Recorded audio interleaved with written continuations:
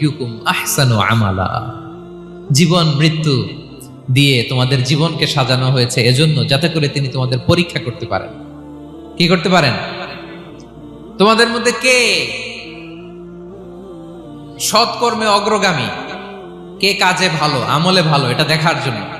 Basically আল্লাহর দেখার প্রয়োজন নাই, আমাদেরকে দেখানোর জন্য এই পরীক্ষার আয়োজন। আমি ভালো করবো না খারাপ করবো এটা আল্লাহ জানে না? তো ওনার পরীক্ষা করা লাগে কেন?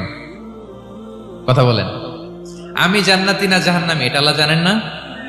বেসিকলি আমাদেরকে জানানোর জন্য এই পরীক্ষার আয়োজন। কাদেরকে জানানোর জন্য? মানে তুমি জেনে যাও তুমি জান্নাতি না জাহান্নামী। আমি ভালো করেই জানি। একটা ছোট্ট উদাহরণ দিলে বুঝতে পারবেন প্রিয় ভাইয়েরা। ধরেন আল্লাহ তাআলা দুইজনকে সৃষ্টি করলেন।